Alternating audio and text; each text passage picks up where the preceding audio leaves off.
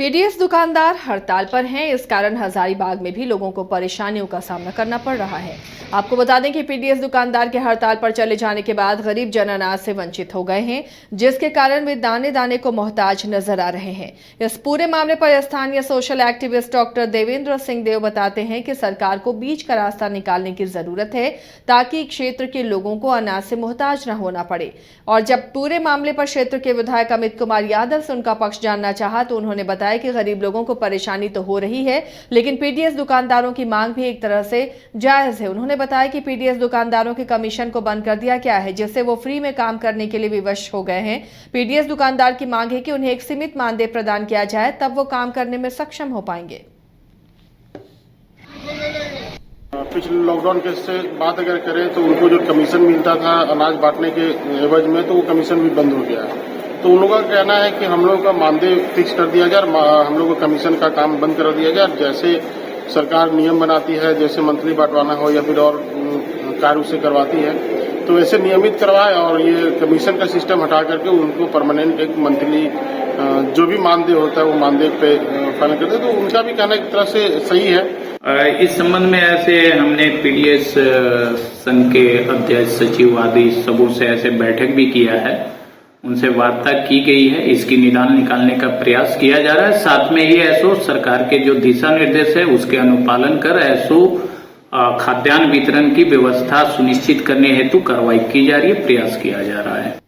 बोकारो के चास थाना क्षेत्र के केएम मेमोरियल अस्पताल में इलाज के दौरान हुई मरीज की मौत के बाद परिजनों ने जमकर हंगामा कर दिया और धरना पर बैठ गए।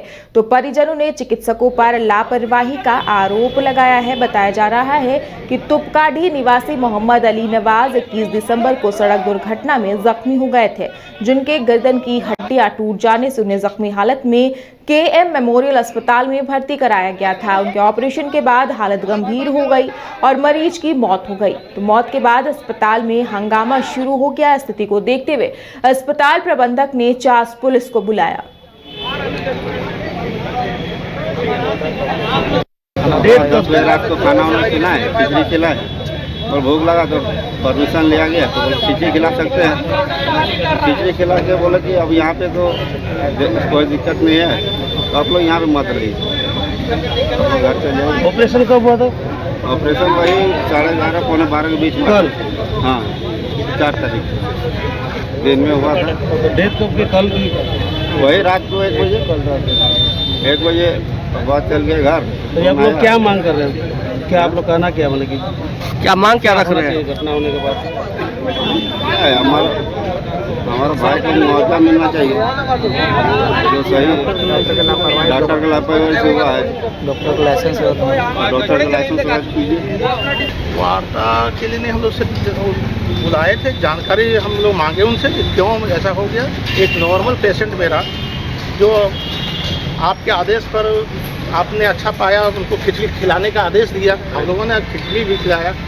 हंसी खुशी के साथ हम लोग 10 बजे रात को विदा हुए और 1 बजे ऐसा क्या हादसा हो गया कि आप हमको मौत का खबर दे रहे हैं। 31 साल का जवान लड़का है और कोई तरह का सीरियस नहीं था, न कभी कोई बीमारी था उसको, न कोई हार्ट का प्रॉब्लम था, और सिर्फ जो है यहाँ कॉलर बोन जो है उसका पंक्चर हुआ था, हुआ था, फ्रैक्चर हुआ था। क्या ऐसा हो गया, यही जानने के लिए हम लोग जो है यहाँ बैठे थे। जिन्होंने ऑपरेशन किया था वो सर्जन साहब थे, चिरंजीव मिश्रा जी, डॉक्टर चिरंजीव मिश्रा थे, और जो हॉस्पिटल के जो स्टाफ हैं उन्होंने हम लोगों को कोई संतोषजनक जवाब नहीं दिया। उन्होंने कहा कि जो ये हम लोगों ने सारा फॉर्मेलिटी जितना होना चाहिए हम लोगों ने बेहतर करने की कोशिश किया। मौत था हार्ट अटैक। रांची के डोरंडा स्थित जैप 1 ग्राउंड में झारखंड सशस्त्र पुलिस ने अपना 144वां स्थापना दिवस मनाया।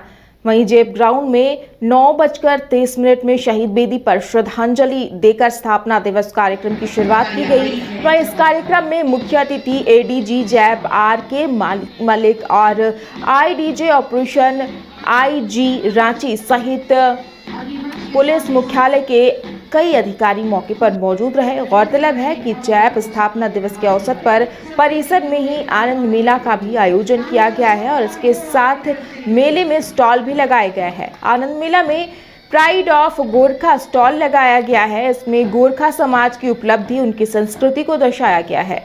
इसके साथ ही नक्सलियों के खिलाफ लड़ाई हो या फिर राजनीति की सुरक्षा की बात हो, यह बटालियन पूरी जिम्मेदारी के साथ अपनी ड्यूटी निभाता है।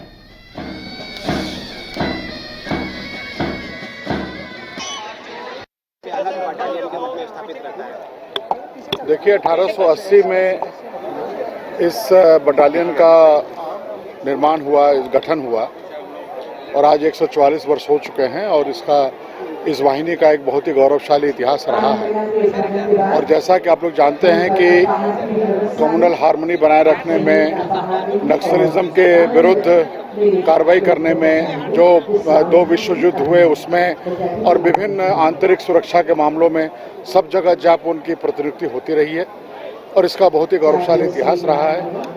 हम लोग प्रयास कर रहे हैं कि इसके लिए एक और, चूँकि वाहिनियों की संख्या बढ़ गई है, तो एक और कैंपस हम लोग कहीं उपलब्ध कराएं ताकि लोग वहाँ भी रह सकें, अच्छे से रह सकें, परिवार का कल्याण हो।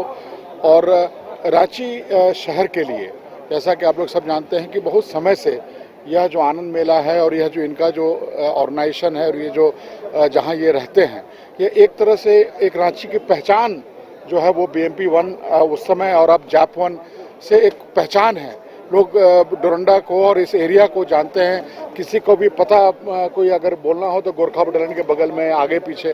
तो ये एक बहुत ही एक तरह से रांची के शहर के लिए, झारखंड के लिए भी, हम लोग सब के लिए गौरव का विषय है कि हम लोग इस वाहिनी के हम लोग एक अंग हैं। देखिए 1880 में इस बटालियन का निर्माण हुआ, गठन हुआ और आज 144 वर्ष हो चुके हैं और इस वाहिनी का एक बहुत ही गौरवशाली इतिहास है।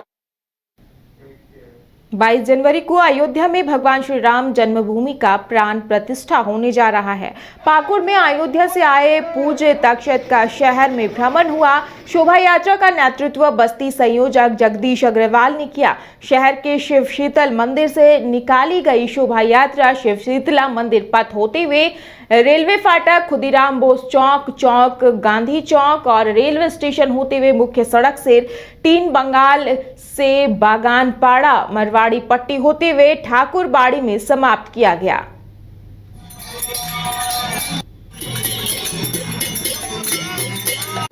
धनबाद में एसीबी की टीम ने बड़ी कार्रवाई करते हुए CS कार्यालय में छापा मारा और दिव्यांग सर्टिफिकेट बनवाने के नाम पर 4000 रिश्वत मांगने वाले सिविल सर्जन कार्यालय में पदस्थापित क्लर्क उमेश प्रसाद को गिरफ्तार किया। गिरफ्तारी के बाद उसके अन्य ठिकानों पर भी छानबीन की जा रही है।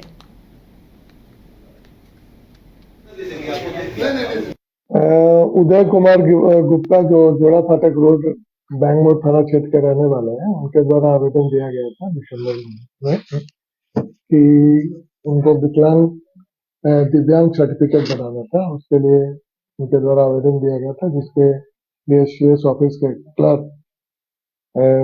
उमेश सिंह के द्वारा जो है उसे दिव्यांग सर्टिफिकेट बनाने के लिए रिश्वत की मांग की है। जिसका आवेदन दिया गया, इनके द्वारा आवेदन दिया गया और एसीबी के टीम के द्वारा उसका सत्यापन किया गया। सत्यापन के क्रम में बात सही पाया गया और आज जो है एसीबी टीम के द्वारा जो है CS कार्यालय में छापामारी की गई और उनको रिश्वत की राशि 4000 रुपये लेते हुए रंगे हाथ गिरफ्तार किया।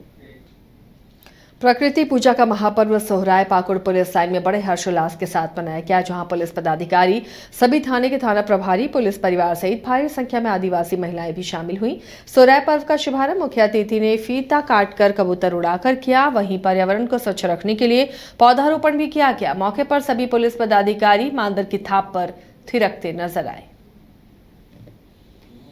आज दिनांक 5 जनवरी 2024 को पुलिस केंद्र में हर्षोल्लास के साथ सोहराय पर्व मनाया जा रहा है। सोहराय पर्व प्रकृति पूजक है और ये भाईचारा का भी संदेश देता है।